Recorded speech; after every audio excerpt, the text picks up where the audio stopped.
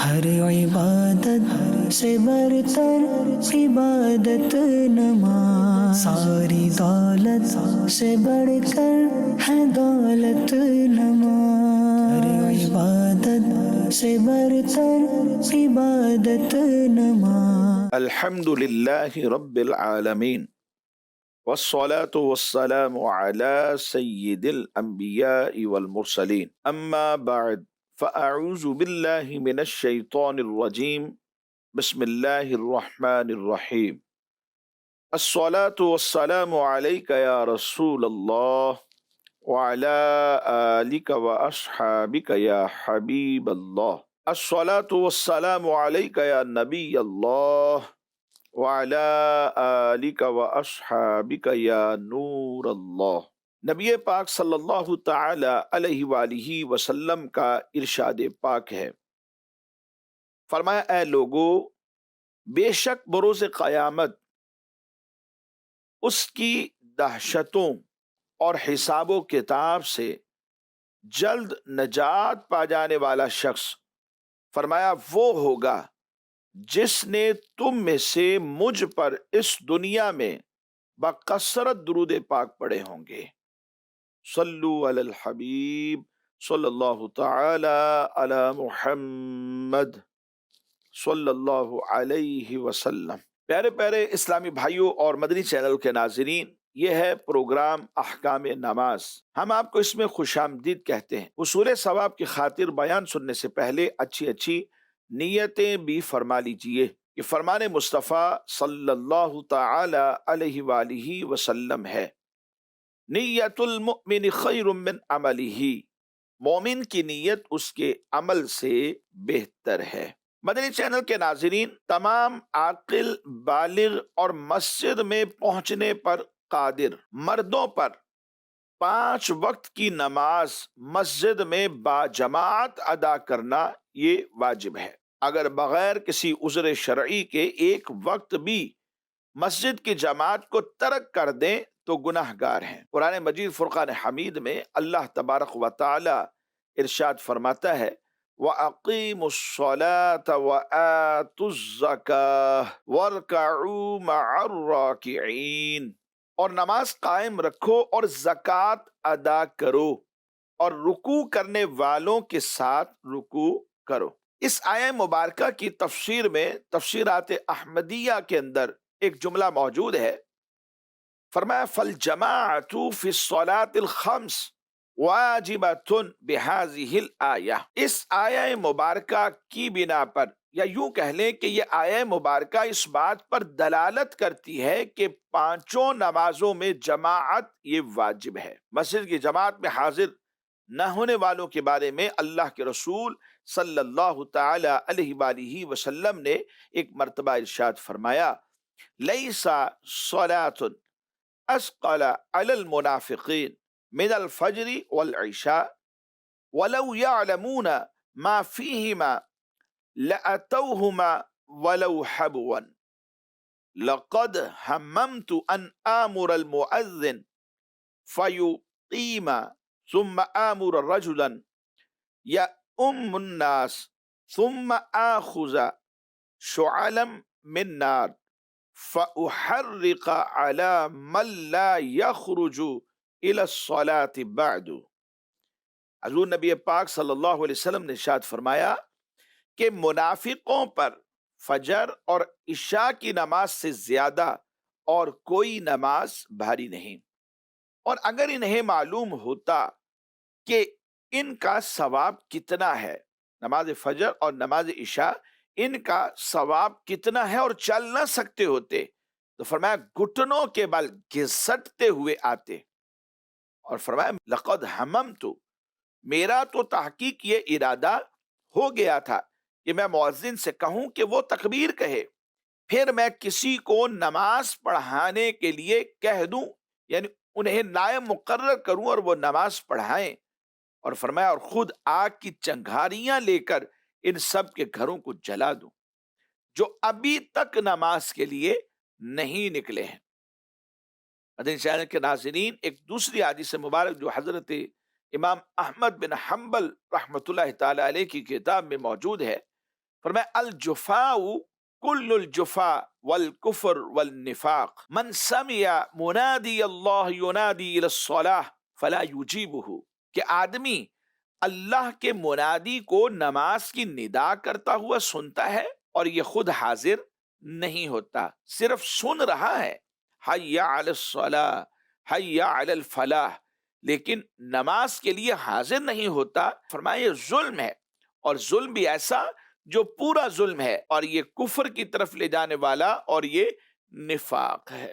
اور ایک حدیث مبارک میں بغیر کسی عذر شرعی کے جماعت چھوڑنے والے کے لیے فرمایا من سمع النداء ولم یأتہ فلا صلاۃ لہ الا من عذر، جس نے اذان سنی اور نماز کے لیے حاضر نہ ہوا تو فرمایا اس کی نماز ہی نہیں، الا یہ کہ کوئی عذر ہو، یعنی ایسا بندہ اگر نماز پڑھ لیتا ہے تو اس کی نماز جو ہے وہ کمال کو نہیں پہنچتی، اگرچہ کہ فرض ساقط ہو جاتا ہے لیکن اس کی نماز کو کمال نہیں ملتا۔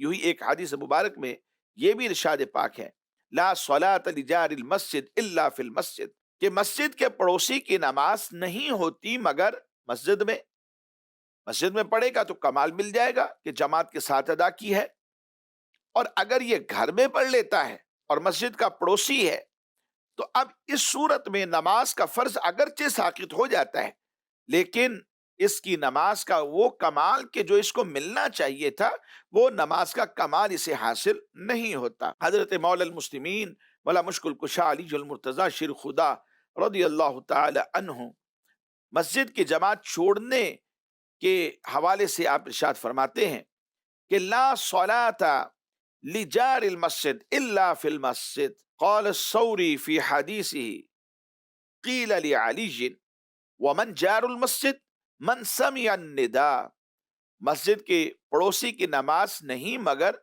مسجد میں۔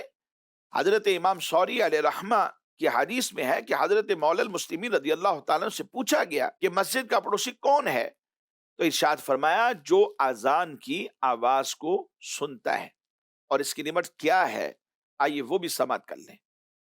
مفسر شہیر حکیم الامت حضرت مفتی احمد یار خان نعیمی رحمت اللہ تعالی علیہ اس حدیث مبارک کو لکھ کر اس کی شرح کو بیان کرتے ہوئے فرماتے ہیں، فرمایا جہاں تک اذان کی آواز پہنچے وہاں تک کے لوگوں کو مسجد میں آنا بہت ضروری۔ مسجد کا پڑوسی مراد یہ نہیں ہے کہ جس کی دیوار مسجد کی دیوار سے متصل ہے، جس کا گھر مسجد کے ساتھ بالکل متصل ہے، صرف وہی مراد نہیں۔ فرمایا جہاں تک اذان کی آواز پہنچے وہاں تک کے لوگوں کو مسجد میں آنا یہ ضروری ہے۔ جہاں اذان کی آواز نہ پہنچتی ہو فرمایا ان کے لیے بھی مسجد میں آ کر نماز پڑھنا یہ بہتر ہے، مگر اتنی سختی نہیں ہے۔ اس حدیث مبارک کا مطلب بھی یہی ہے لا صلاۃ لجار المسجد الا فی المسجد، کہ اذان کی آواز پہنچنے سے مراد آج کل کے لاؤڈ سپیکر کی آواز نہیں ہے، یہ تو فرمایا 2 میل تک جو ہے وہ پہنچ جاتی ہے۔ مراد اس سے یہی ہے کہ بغیر لاؤڈ سپیکر کے جب کہ شور و خل نہ ہو، جیسے ٹریفک کا آج کل بہت زیادہ شور ہوتا ہے، یہ چیزیں سب نہ ہوں، اور مؤذن مسجد کے مینارے پر یا ایسی جگہ پر کہ جہاں سے آواز دے گا تو گھروں تک پہنچ جائے گی، جب یہ آواز دے، جب یہ ندا کرے، جب یہ اذان کہے تو اس کی آواز عموماً کہاں تک جاتی ہے؟ جہاں تک جاتی ہے فرمایا وہاں کے لوگوں تک کے لیے حکم یہ ہے کہ یہ مسجد میں آ کر جماعت سے نماز پڑھیں، ان کے لیے واجب ہے۔ اور جو بہت دور کے ہیں جہاں تک آواز نہیں جاتی تو ان کے لیے یہ صرف استحباب ہے، بہتر ہے کہ وہ بھی آئیں اور آ کر کے نماز جماعت کے ساتھ ادا کریں۔ بلکہ حضرت جابر بن عبداللہ رضی اللہ تعالی عنہ کے حوالے سے آتا ہے کہ آپ مسجد نبوی شریف سے کم و بیش 1 میل کے فاصلے پر رہا کرتے تھے، اور وہاں سے آپ 5 وقت کی نماز کے لیے مسجد میں آپ حاضر ہوتے تھے اور آ کر نماز پڑھ کر جاتے تھے۔ تو مدنی چینل کے ناظرین ایک حکایت بھی سماعت فرمائیے۔ حضرت سیدنا عبید اللہ بن عمر قواریری رحمت اللہ تعالی علیہ فرماتے ہیں میں نے ہمیشہ عشاء کی نماز با جماعت ادا کی، مگر افسوس کہ ایک مرتبہ ایسا ہوا کہ میری عشاء کی جو جماعت تھی وہ فوت ہو گئی، اور وجہ کیا بنی؟ فرمایا اس کا سبب یہ ہوا کہ میرے گھر میں کچھ مہمان آ گئے، میں ان کی خاطر مدارات یعنی مہمان نوازی میں مصروف ہو گیا۔ فراغت کے بعد میں جب مسجد پہنچا تو میں نے دیکھا کہ جماعت تو ہو چکی ہے۔ اب میں سوچنے لگا کہ کوئی ایسا عمل کروں کہ جس سے یہ جو میرا نقصان ہوا ہے کہ جماعت چلی گئی ہے، اس کی تلافی ہو جائے۔ پھر میرے ذہن میں ایک بات آئی کہ حدیث مبارک میں ہے کہ با جماعت نماز پڑھنا یہ منفرد کی نماز پر 21 درجے فضیلت رکھتا ہے، اور یہ بھی ذہن میں آیا کہ 25 درجے فضیلت ہے، یہ بھی ذہن میں آیا کہ 27 درجے فضیلت ہے۔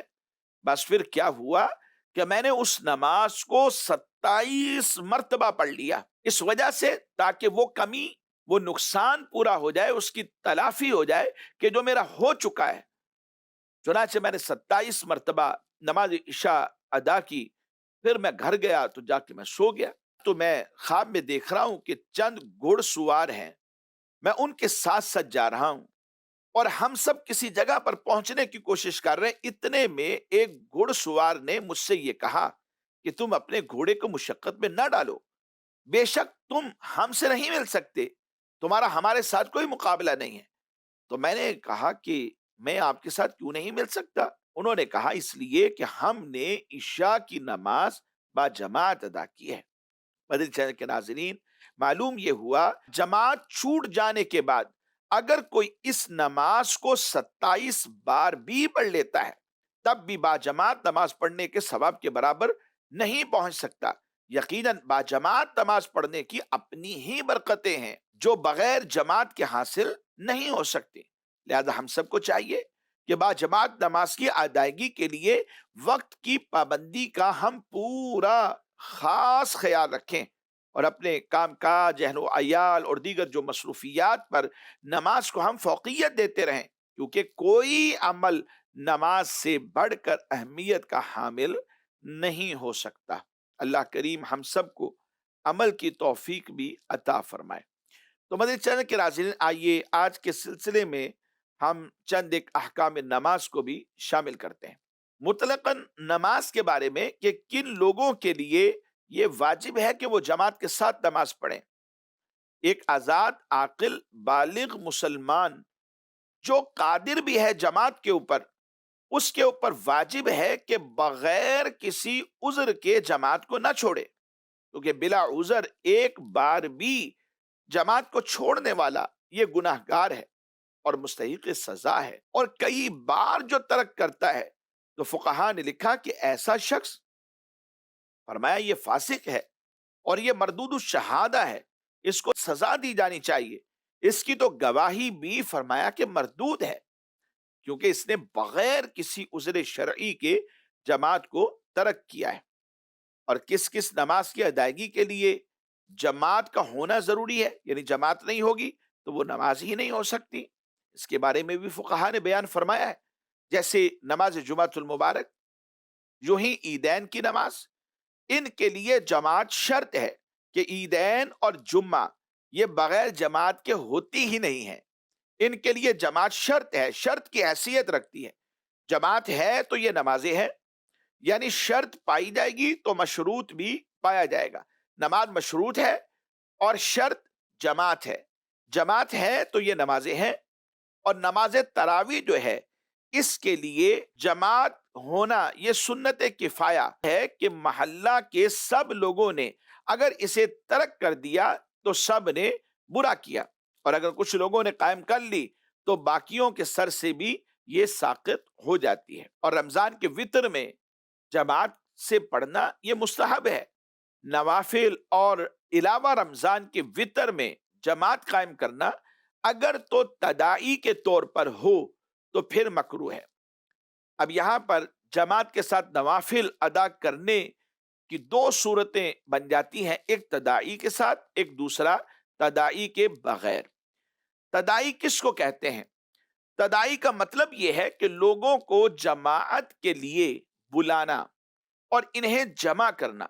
اصح قول کے مطابق اگر امام کے علاوہ 4 یا اس سے زائد مقتدی ہوں تو یہ تداعی ہے، اور اگر اس سے کم ہو تو پھر یہ تداعی نہیں ہوتی. اور بغیر تداعی کے اگر جماعت قائم ہو گئی، کچھ لوگ جمع ہو گئے، بس پھر جماعت کو قائم کر لیا گیا، تو یہ مکروہ بھی نہیں. اور یہاں مکروہ سے مراد مکروہ تنزیہی ہے، یعنی جب بلا کر لوگوں کو جمع کر کے جماعت کو قائم کیا جائے یا 3 سے زائد افراد ہو جائے تو یہ تداعی ہے. اور اس صورت میں جو جماعت قائم کی گئی وہ کراہت تنزیہی کے ساتھ ہے. لیکن فی زمانہ علماء نے یہ بیان کیا ہے کہ نوافل کو تداعی کے ساتھ بھی پڑھنا، فرمایا کہ یہ جائز ہے، زیادہ سے زیادہ کراہت تنزیہی ہے.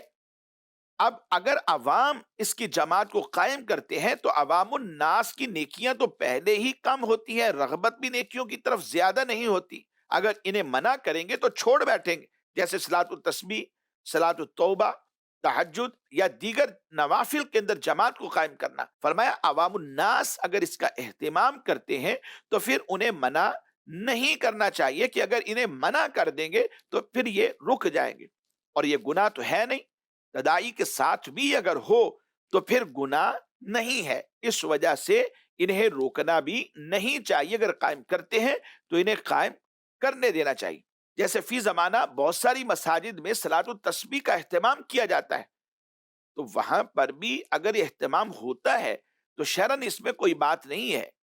اگر عوام جمع ہو کے کر لیتے ہیں تو اس میں ثواب کا کام ہے، کوئی گناہ کا کام نہیں ہے. اچھا، بعض نمازیں ایسی ہیں تو نوافل ہی لیکن تداعی کے ساتھ بھی ہو تو بلا کراہت تنزیہی بھی علماء نے لکھا کہ یہ جائز ہے.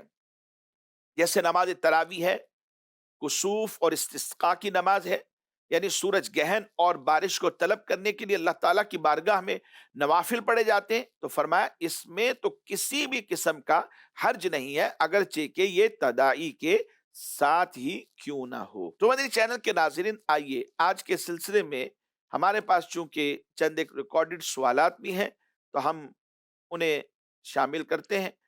تو سوال چلائیے. مفتی صاحب سے میرا یہ سوال ہے، 4 رکعت والی نماز میں صرف 1 رکعت ملی ہے، اب بقیہ 3 رکعتیں کس طرح ادا کریں گے؟ کیا ان میں سورہ فاتحہ کے ساتھ سورہ اخلاص بھی ملائیں گے؟ یہ ارشاد فرما دیجیے. نماز ہے 4 رکعت والی، 1 رکعت امام صاحب کے ساتھ پڑھ چکے ہیں اور بقیہ جو 3 رکعتیں پہلی تھیں وہ امام صاحب کے ساتھ نہیں ملی، یعنی آخری رکعت ملی ہے اور جو پہلی ابتدا کی 3 رکعتیں ہیں وہ ان کی رہ گئی ہیں. یہ مسبوق مقتدی ہیں. مسبوق اسے کہا جاتا ہے جو بعد میں جماعت میں آ کے ملتا ہے اور اس کی چند رکعتیں رہ جاتی ہیں. 1 رکعت امام صاحب کے ساتھ پڑھی، وہ آخری رکعت ہے. جیسے ہی امام صاحب سلام پھیر دیتے ہیں تو پھر اپنی بقیہ رکعتیں پڑھنے کے لیے کھڑے ہو جانا چاہیے. تکبیر کہہ کر کھڑے ہو جائے اور ثنا پڑھیں. ثنا کے بعد سورہ فاتحہ اور کوئی سورت. جیسے پہلی رکعت پڑھی جاتی ہے تو وہ پہلی رکعت اب یہاں پر پڑھنی ہے. یہ تعداد کے اعتبار سے تو دوسری رکعت بنے گی، لیکن قرات کے اعتبار سے یہ پہلی رکعت ہے. ثنا، سورہ فاتحہ اور کوئی سورت، یہ پڑھ کر پھر قعدہ کریں گے اور قعدہ کرنے کے بعد کلمہ شہادت تک پڑھ کے پھر تیسری رکعت کے لیے کھڑے ہوں گے. یہ تعداد کے اعتبار سے تیسری ہے لیکن قرات کے اعتبار سے دوسری ہے. قرات کے اعتبار سے دوسری ہونے کی وجہ سے اس میں پہلے سورہ فاتحہ پھر ساتھ میں کوئی سورت ملائی جائے گی اور پھر اس کے بعد رکوع اور سجود، پھر چوتھی رکعت کے لیے کھڑے ہوں گے. یہ قرات کے اعتبار سے تیسری ہے اور تعداد کے اعتبار سے چوتھی ہے. اور جو قرات کے اعتبار سے تیسری ہوتی ہے اس میں اکیلی سورہ فاتحہ پڑھی جاتی ہے. اگرچہ کہ سورہ فاتحہ کے ساتھ کوئی سورت بھی اگر ملا لے تو گناہ گار نہیں ہے، اور منفرد کے لیے تو مستحب ہے کہ وہ سورت بھی ملا لے. تیسری اور چوتھی فرضوں کی رکعت میں وہ سورت بھی ملا لے، یہ منفرد کے لیے مستحب ہے. لیکن یہاں چونکہ عموماً اکیلی سورہ فاتحہ پڑھی جاتی ہے تو اس میں اکیلی سورہ فاتحہ پڑھ کر پھر رکوع اور سجود، بعد میں آخر میں قعدہ اخیرہ میں بیٹھیں گے اور یوم یقوم الحساب تک پڑھنے کے بعد دونوں اطراف میں سلام پھیر دیں. یہی راجح قول ہے، اس کے مطابق عمل کیا جا سکتا ہے. مزید سوال چلے. میں چنیوٹ سٹی سے فیض رسول بات کر رہا ہوں. میرا مفتی صاحب سے سوال ہے، اگر بارش ہو تو मस्जिद की बजाय घर में नमाज पढ़ सकते हैं? देखें, बारिश की जो कैफियत होती है वो मुख्तलिफ होती है, इसलिए जवाब भी मुख्तलिफ होगा। सख्त बारिश ना हो तो मस्जिद में ही जमात के साथ नमाज पढ़ना ये जरूरी है।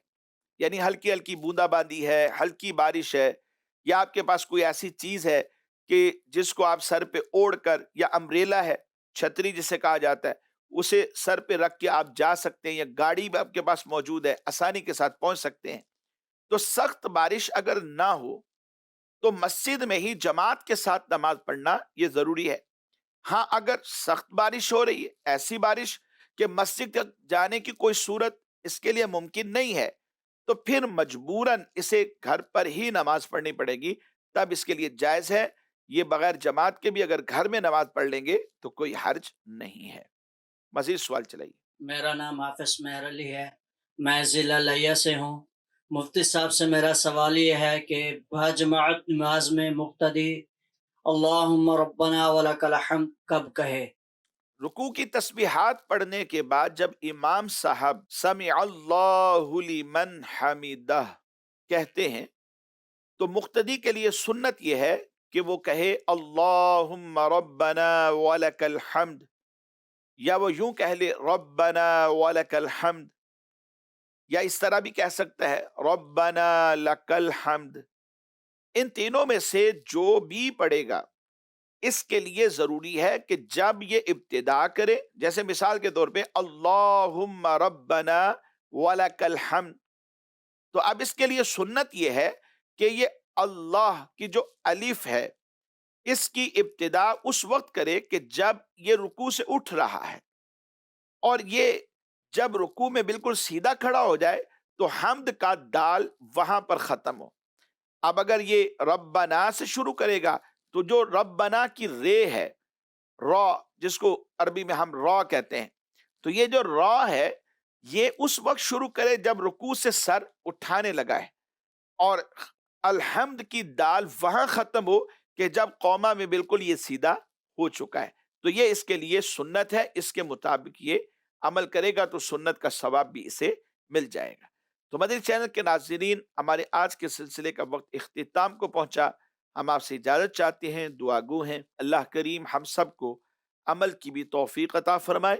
आमीन बिजाहिन नबील अमीन सल्लल्लाहु तआला अलैहि व आलिहि व अस्हाबिहि व बारक व सल्लम। हर इबादत से बरतर इबादत नमाज, सारी दौलत से बढ़कर है दौलत नमाज। हर इबादत से बरतर इबादत नमाज,